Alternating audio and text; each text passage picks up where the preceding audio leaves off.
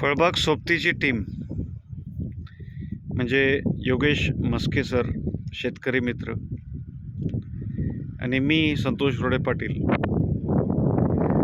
ज्यावेळेस निघतो घरून सकाळी, तर असं वाटतं की आपण आरामात AC गाडीमध्ये निघालो, फळबागांमध्ये जायचं.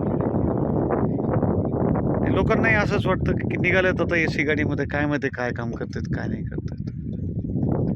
पण परिस्थिती अशी आहे की बाहेर निघाल्यानंतर आता एप्रिल महिन्यामधली जी गरमी आहे, ह्या गरमीमध्ये बऱ्याचशा वेळेस बाहेर अशा उन्हामध्ये तापावं लागतं. अशा चळ्याच म्हणतात ना आपल्याला मराठीमध्ये, उन्हाच्या, ते झेलावं लागतात. आणि शेतामध्ये जाऊन मग शेतकऱ्यासोबत संवाद करून त्याचं उत्पादन कसं वाढवून देता येईल याच्याविषयी चर्चा केली जाते.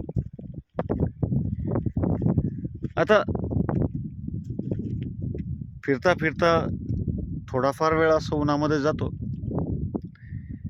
पण मग हा विचार येतो मनामध्ये की जो शेतकरी आहे तो शेतात राबतो.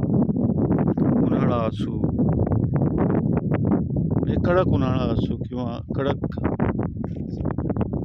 हिवाळा असो, पावसाळा असो, शेतकरी हार नाही मानत. तर शेतकरी हार नाही मानत, तर मग आपण का मानायची?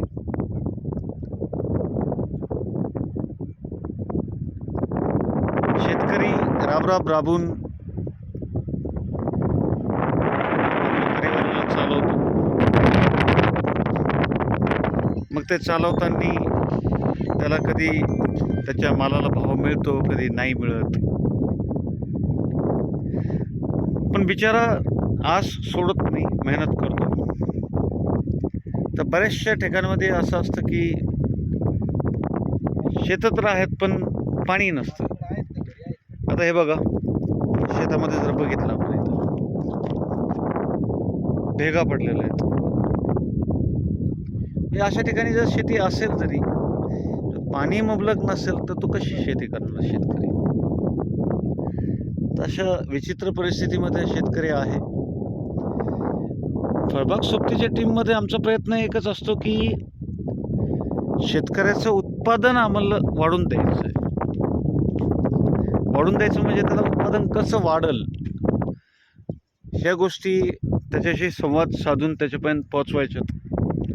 शेवटी बघा, मेहनत तर शेतकऱ्यालाच करायची असते, खर्च शेतकऱ्यालाच करायचा असतो. आमचा प्रयत्न असतो की योग्य वेळी खर्च करावा, त्यांनी योग्य वेळी मेहनत करावी. पण कधी कधी मग निसर्ग साथ देतो नाही देतो, असं शेतकऱ्याला बऱ्याचशा समस्या असतात.